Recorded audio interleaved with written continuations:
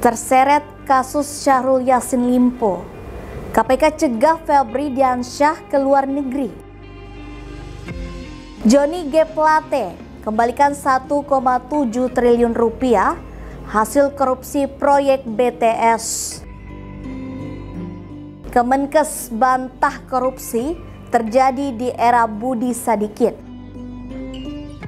Akhir tahun, KPK rajin obok-obok kementerian. Vonis Media akan membahas sejumlah pemberitaan selama sepekan ini, di mana berita yang kami sajikan berskala lokal, nasional, dan internasional.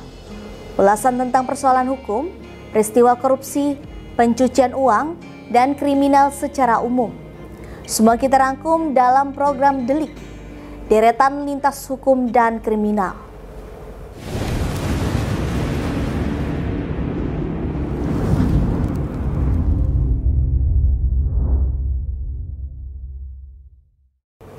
Mantan juru bicara KPK, Febri Diansyah, Rasamala Aritonang, dan Donald Faris diduga terlibat dalam dugaan perintangan penyidikan kasus korupsi ex-Menteri Pertanian Syahrul Yassin Limpo. Guna penyelidikan lebih lanjut, mereka yang merupakan tim kuasa hukum Syahrul Yassin Limpo dilarang untuk berpergian ke luar negeri selama 6 bulan ke depan.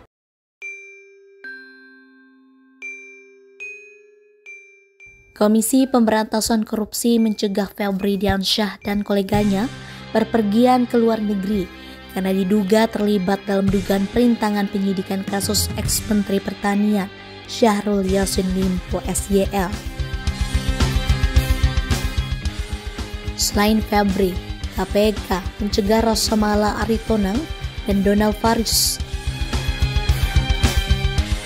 Keduanya juga merupakan pengacara SYL. Direktur Penyidikan KPK, Osep Guntur Rahayu mengatakan, pihaknya mengantongi sejumlah dokumen yang menunjukkan keterlibatan Febri dan Rasamala. Penanganan perkara ini. Kami memiliki beberapa dokumen, baik itu dokumen yang kami terima, dokumen elektronik, di mana ada keterlibatan di situ. Kami anggap yang itu akan bisa mengganggu jalannya proses penyidikan terhadap SYL yang sedang kita tangani, sehingga kami merasa perlu untuk melakukan pencekalan terhadap yang dimaksud. Demikian mungkin Pak tambahan. Terima kasih. Assalamualaikum warahmatullahi wabarakatuh. Karena itu, upaya paksa melarang Febri, Rasamala, dan Donald bepergian ke luar negeri masih terkait dengan penanganan perkara dugaan korupsi SYL. Dugaan keterlibatan mereka dalam perintangan penyidikan pun menjadi alasan pencegahan. Adapun Febri merupakan mantan juru bicara KPK. Sementara itu, Rasamala mantan Kepala Bagian Perancangan Peraturan dan Produk Hukum Biro Hukum KPK. Keduanya tergabung dalam kantor Visi Law Office bersama Donald Faris. Ketiganya dicegah berpergian ke luar negeri selama 6 bulan ke depan. Surat permohonan cegah telah dikirimkan KPK ke Direktorat Jenderal Imigrasi pada Selasa 7 November 2023. Lebih lanjut, Asep mengatakan pihaknya menemukan dokumen elektronik diduga ada keterlibatan Febri Diansyah yang bisa mengganggu proses penyidikan SYL. 3 orang advokat, dan pencegahan ini berlaku untuk 6 bulan tentunya, serta nanti dapat diperpanjang kembali untuk kebutuhan dari proses penyidikan. Pencegahan agar tidak pergian ke luar negeri tentu sebagai bagian dari kebutuhan proses penyidikan, di mana ketika keterangan 3 orang advokat ini nanti dibutuhkan, tetap berada di dalam negeri, dan tentu kelancaran dari penyelesaian berkas perkara dengan tersangka SYL ini dapat cepat selesai, begitu ya. Saya kira itu. Ada lagi?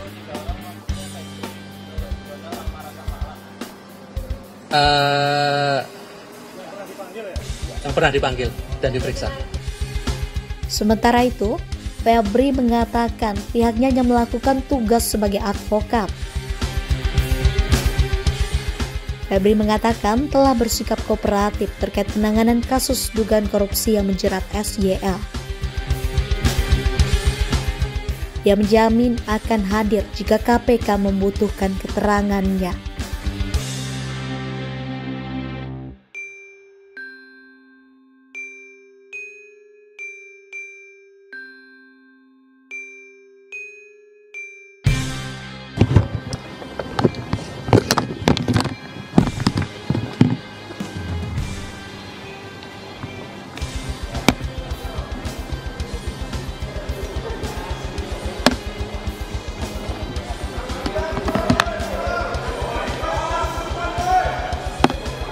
Aku diberi kesempatan untuk itu. Pak, soal juga Pak. Dari mana Pak? Soal pemerasan gimana Pak? Benar Pak. Benar Pak. Iya Pak. Pak, soal pemerasan Pak. Soal pemerasan Pak. Di depan. Nanti dikasih kesempatan Pak ya. Nanti dikasih. Mantan Menteri Komunikasi dan Informatika Johnny G. Plate divonis 15 tahun penjara karena terbukti melakukan tindak pidana korupsi proyek penyediaan Menara Base Transceiver Station BTS 4G dengan merugikan keuangan negara 8,3 triliun rupiah.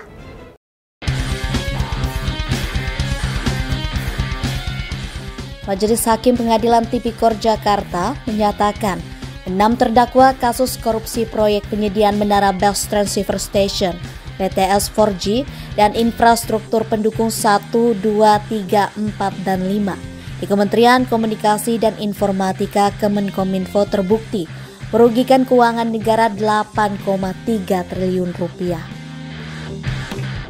Keenamnya adalah mantan Menteri Komunikasi dan Informatika Menkominfo Johnny G. Plate, ex-direktur utama Dirut Badan Aksesibilitas Telekomunikasi dan Informasi Bakti Anang Ahmad Latif, dan tenaga ahli Human Development Universitas Indonesia UI Yohan Suryanto.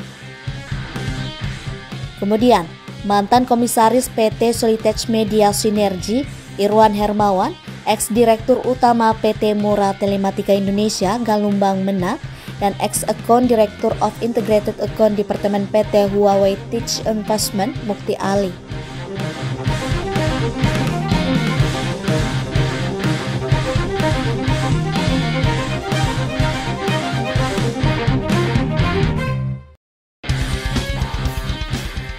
Hakim Sukartono mengungkapkan telah ada pengembalian uang senilai 1,7 triliun rupiah ke kas negara. Oleh sebab itu, kerugian negara dalam kasus korupsi BTS 4G harus dikurangi dari pengembalian tersebut. Dengan demikian, jika total kerugian negara dikurangi pengembalian uang ke negara, maka total kerugian yang dapat dihitung menjadi 6,2 triliun rupiah. Dalam perkara ini, Anang Ahmad Latif dinilai telah terbukti secara sah dan meyakinkan bersalah melakukan tindak pidana korupsi secara bersama-sama, sebagaimana dakwaan ke-1 primer pasal 2 ayat 1 Jo pasal 18 Undang-Undang Tipikor Jo pasal 55 ayat 1 ke 1 KUHP. Ex-Dirut Bakti Kemenkominfo itu juga terbukti melanggar pasal 3 Undang-Undang Pencegahan dan Pemberantasan Tindak Pidana Pencucian Uang TPPU. Anang Latif divonis 18 tahun penjara dan dijatuhi pidana denda sebesar 1 miliar subsidiar 6 bulan. Majelis Hakim PN Tipikor Jakarta juga membebankan bekas Dirut Bakti Kominfo itu membayar uang pengganti sebesar 5 miliar rupiah, diambil dari uang yang telah disetor ke Kejaksaan Agung sebesar 6 miliar rupiah. Sementara sisanya 1 miliar rupiah yang disita oleh pihak kejaksaan diperintahkan untuk dikembalikan kepada Anang Latif. 1. Menyatakan terdakwa Anang Ahmad Latif telah terbukti secara sah dan meyakinkan bersalah melakukan tindak pidana korupsi secara bersama-sama dan tindak pidana pencucian uang sebagaimana dalam dakwaan ke-1 primer dan dakwaan ke-1 subsidiar. Kedua primer. 2. menjatuhkan pidana kepada terdakwa dengan pidana penjara selama 18 tahun dan denda sebesar 1 miliar rupiah dengan ketentuan apabila denda tersebut tidak dibayar akan diganti dengan pidana kurungan selama 6 bulan. 3. Menjatuhkan pidana tambahan berupa pembayaran uang pengganti kepada terdakwa sebesar 5 miliar rupiah diambil dari uang yang telah disetor ke kejaksaan sebesar 711.204.300 rupiah dan sisanya sebesar 1.711.204.300 rupiah dikembalikan kepada terdakwa melalui Tia Mutia Hasna. 4. Menetapkan masa penahanan terdakwa dikurangkan seluruhnya dari pidana yang dijatuhkan. Menetapkan terdakwa tetap berada dalam tahanan. Menetapkan barang bukti berupa barang bukti nomor urut 1 dipergunakan dalam perkara Joni Gerard Plate. Kemudian barang bukti lampiran 1 berupa elektronik dipergunakan dalam perkara Joni Gerard Plate. Dan untuk barang bukti ini sebagaimana termuat di dalam amar putusan perkara ini, untuk singkatnya pembacaan putusan ini. 7. Membebankan biaya perkara kepada terdakwa sebesar Rp5.000. Demikian diputuskan dalam rapat permusyawaratan Majelis Hakim Pengadilan Negeri Jakarta Pusat kelas 1A khusus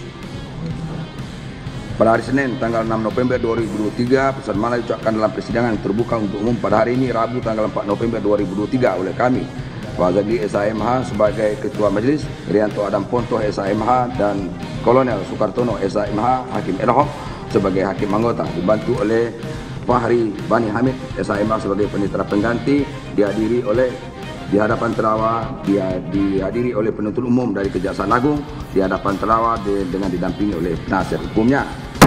Itu saudara ya. Silakan duduk. Kemudian Joni G. Plate dijatuhi vonis 15 tahun penjara dan denda sebesar 1 miliar rupiah subsidiar 6 bulan kurungan oleh Majelis Hakim Pengadilan Tipikor Jakarta. Ex-Menkominfo itu juga dibebani pidana tambahan untuk membayar uang pengganti sebesar 15,5 miliar rupiah subsidiar 2 tahun kurungan. Mengadili, menyatakan terdakwa Joni Gerard Plate telah terbukti secara sah dan meyakinkan bersalah melakukan tindak pidana korupsi secara bersama-sama sebagaimana dalam dakwaan primer penuntut umum. 2. Menjatuhkan pidana kepada terdakwa dengan pidana penjara selama 15 tahun dan denda sebesar 1 miliar rupiah dengan ketentuan apabila denda tersebut tidak dibayar akan diganti dengan pidana kurungan selama 6 bulan. 3. Menjatuhkan pidana tambahan berupa pembayaran uang pengganti kepada terdakwa sebesar 15.500.000 rupiah jika terpidana tidak membayar uang pengganti paling lama 1 bulan setelah putusan memperoleh kekuatan hukum tetap, maka harta bendanya dapat disita oleh jaksa dan dilelang untuk menutupi uang pengganti. Kemudian dalam hal terpidana tidak mempunyai harta yang mencukupi untuk membayar uang pengganti tersebut, maka dipidana dengan pidana penjara selama 2 tahun. Menetapkan masa penangkapan dan penahanan yang telah dijalani oleh terdakwa dikurangkan seluruhnya dari pidana yang dijatuhkan, menetapkan terdakwa tetap berada dalam tahanan, menetapkan barang bukti. Ya, barang bukti yang perlu kami bacakan di sini adalah mengenai harta yang disita sebelum tindak pidana dilakukan dikembalikan kepada terdakwa atau keluarganya, sedangkan yang lainnya tetap terlampir dalam perkara dan juga digunakan dalam perkara yang lain. Ya, kemudian membebankan biaya perkara kepada terdakwa sebesar Rp5.000. Demikianlah diputuskan dalam rapat permusyawaratan Majelis Hakim Pengadilan Tindak Pidana Korupsi pada Pengadilan Negeri kelas 1A khusus Jakarta Pusat pada hari Senin tanggal 6 November 2023 dan putusan mana diucapkan dalam persidangan terbuka untuk umum pada hari ini Rabu tanggal 8 November 2023 oleh Fazali di SAMH sebagai Hakim Ketua Majelis, Rianto Adam Pontoh SAMH dan Kolonel Sukartono SAMH Hakim ad hoc sebagai Hakim Anggota. Putusan mana dibantu juga oleh Fahri Bani Hamid sebagai Panitera Pengganti, dihadiri oleh penuntut umum dari Kejaksaan Agung RI, dia di hadapan terdakwa dengan didampingi oleh penasihat hukumnya. Selanjutnya, Yohan Suryanto dijatuhi pidana penjara paling rendah di antara 2 terdakwa lain. Akademisi UI itu divonis selama 5 tahun dan denda subsidiar 200 juta rupiah, subsidiar 3 bulan kurungan. Yohan Suryanto juga dijatuhi pidana tambahan berupa pembayaran uang pengganti sebesar 400 juta rupiah, dikurangkan dengan uang yang telah disita 43 juta rupiah, subsider 1 tahun penjara. 1. Menyatakan terdakwa Yohan Suryanto telah terbukti secara sah dan meyakinkan bersalah melakukan tindak pidana korupsi secara bersama-sama sebagaimana dalam dakwaan primer penuntut umum. 2. Menjatuhkan pidana kepada terdakwa dengan pidana penjara selama 5 tahun dan denda sebesar Rp200 juta dengan ketentuan apabila denda tersebut tidak dibayar maka diganti dengan pidana kurungan selama 3 bulan. 3. Menyatakan pidana tambahan berupa pembayaran uang pengganti kepada terdakwa sebesar Rp400 juta dikurangkan uang yang telah disita sebesar Rp43 juta jika terpidana tidak membayar uang pengganti paling lama 1 bulan sesudah putusan proyek kekuatan hukum tetap, maka harta bendanya dapat disita oleh penuntut oleh jaksa dan dilelang untuk menutupi uang pengganti. Kemudian dalam hal terpidana tidak mempunyai harta yang mencukupi untuk membayar uang pengganti tersebut, maka dipidana dengan penjara selama 1 tahun. Menetapkan masa penahanan dan penangkapan yang telah dijalani oleh terdakwa dikurangkan seluruhnya dari pidana yang dijatuhkan, menetapkan terdakwa tetap berada dalam tahanan, kemudian barang bukti sebagaimana yang dituangkan di dalam amar putusan ini, menetapkan agar terdakwa membayar biaya perkara sebesar Rp5.000. Demikianlah diputuskan dalam rapat permusyawaratan Majelis Hakim Pengadilan Tindak Pidana Korupsi pada Pengadilan Negeri Kelas 1 Agustus Jakarta Pusat pada hari Senin tanggal 6 November 2023. Putusan mana diucapkan dalam persidangan yang terbuka untuk umum pada hari Rabu tanggal 8 November 2023 oleh kami, Keluarga Negeri SHMH sebagai Hakim, Ketua Majelis Rianto Adam Ponto SHM Hum, dan Kolonel Soekartono SHMH Hakim Elhok sebagai Hakim Anggota, dibantu oleh Fahri Bani Hamid SHMH sebagai Panitera Pengganti, dihadiri oleh penuntut umum dari Kejaksaan Agung Republik Indonesia di hadapan terdakwa dengan didampingi oleh penasihat hukumnya. Silakan duduk. Itu ya. Adapun 3 terdakwa lainnya yaitu Irwan Hermawan, Galumbang Menak, dan Mukti Ali belum menjalani sidang putusan.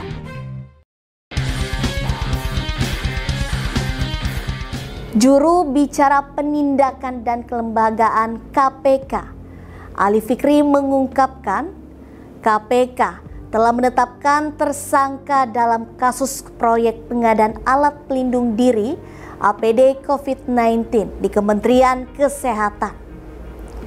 Kasus korupsi APD COVID-19 di Kementerian, pimpinan Budi Gunadi Sadikin itu memiliki nilai kontrak Rp3,3 triliun.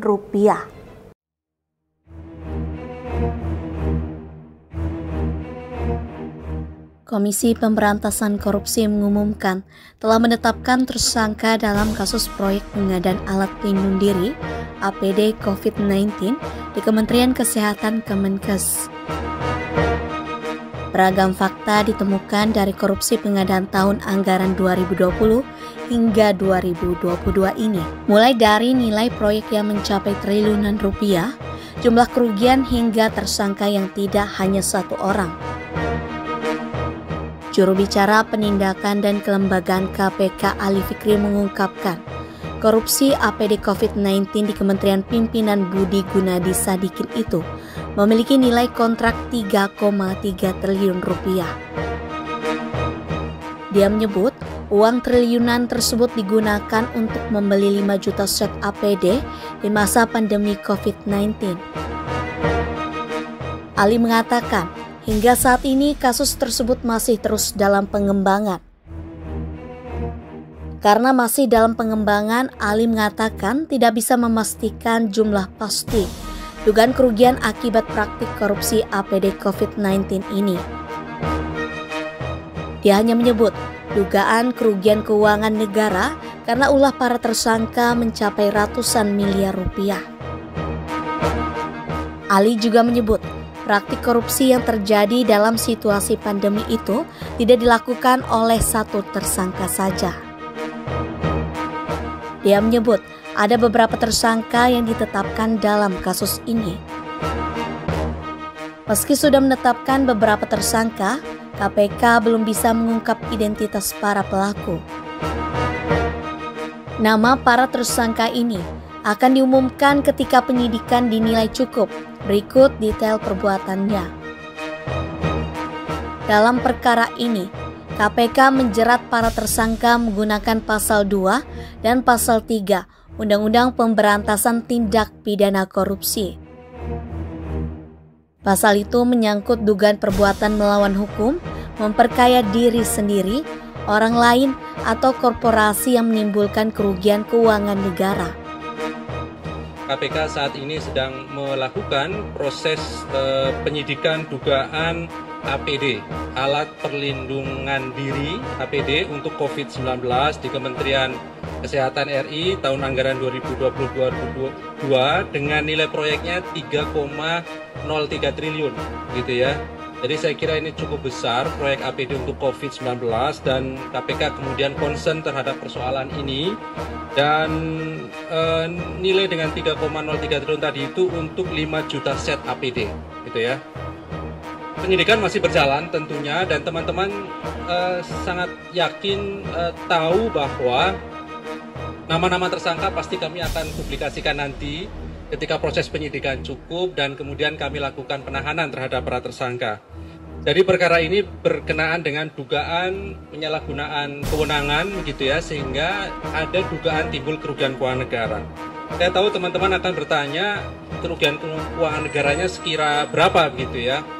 Jadi untuk sementara kerugian keuangan negara ini mencapai ratusan miliar rupiah gitu ya untuk tahun 2020 dan tentu nanti kami akan terus kembangkan lebih lanjut karena dalam proses penanganan perkara pasti diawali dengan bukti permulaan. Jadi ini titik poinnya, titik awalnya kami melakukan proses penyidikan yang sedang kami lakukan. Menjawab isu korupsi yang terjadi di Kemenkes, Kepala Biro Komunikasi dan Pelayanan Publik Kemenkes Siti Nadia Tirmizi menyebut pengadaan APD COVID-19 tidak terjadi di era Menteri Budi Gunadi Sadikin.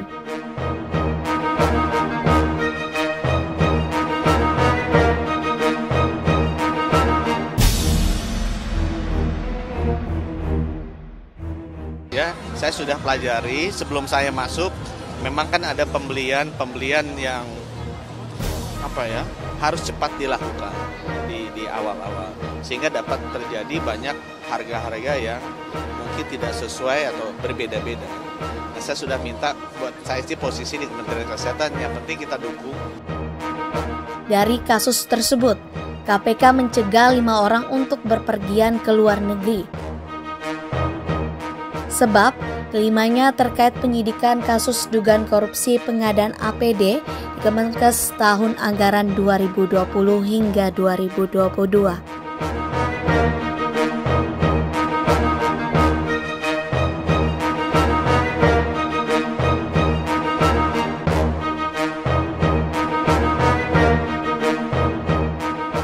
Pencegahan tersebut berlaku hingga 6 bulan ke depan. Ali tidak menutup kemungkinan pencegahan tersebut akan ditambah periodenya. Berdasarkan informasi yang ada, 5 orang yang dicegah dalam perkara tersebut adalah Budi Silvana dan Herman Syah selaku ASN, Satrio Wibowo dan Ahmad Taufik selaku swasta, serta Ais Dar Yusuf selaku advokat.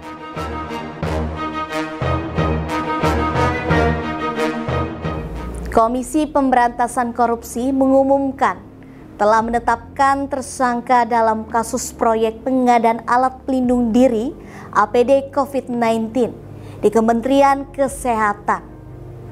Kabag Pemberitaan KPK, Ali Fikri mengatakan penyidikan kasus tersebut masih berlangsung. Sementara Kepala Biro Komunikasi dan Pelayanan Publik Kementerian Kesehatan, Siti Nadia Tirmizi, mengatakan pihaknya belum mengetahui sosok tersangka dalam kasus tersebut.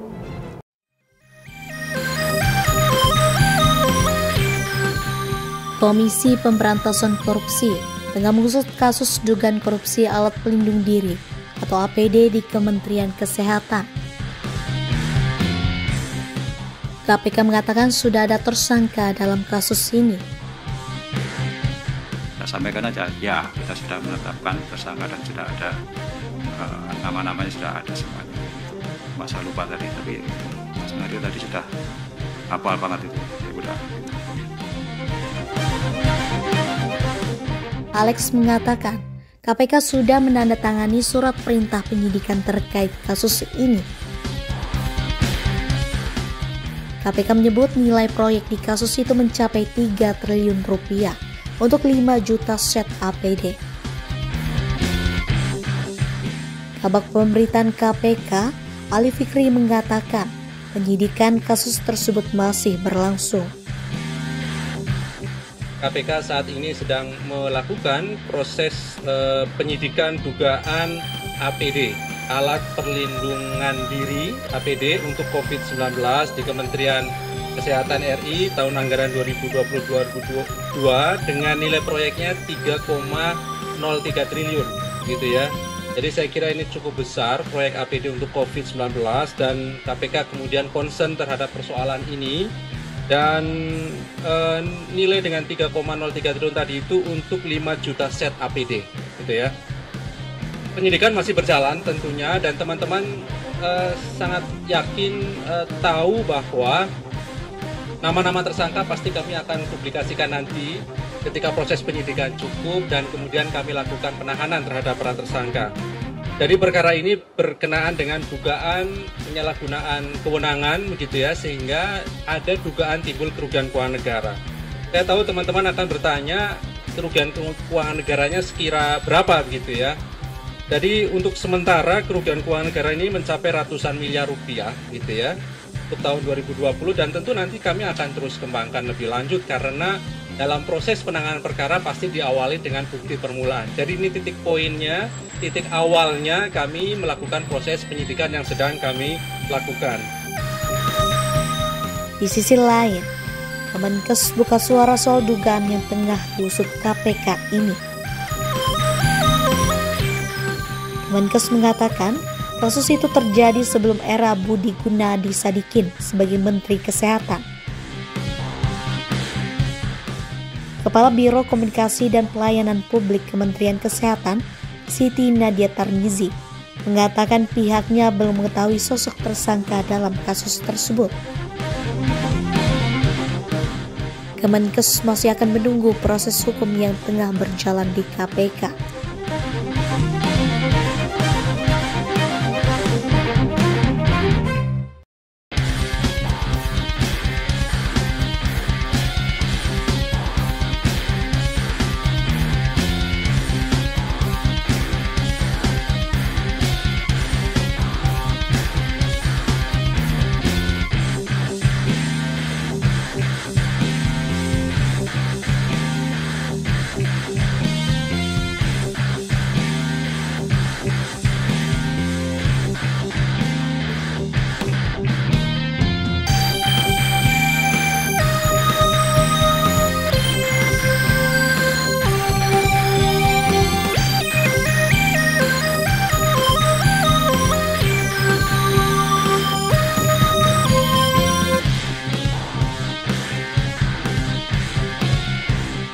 Itu tadi informasi penting dan menarik selama sepekan dalam program Delik, deretan lintas hukum dan kriminal.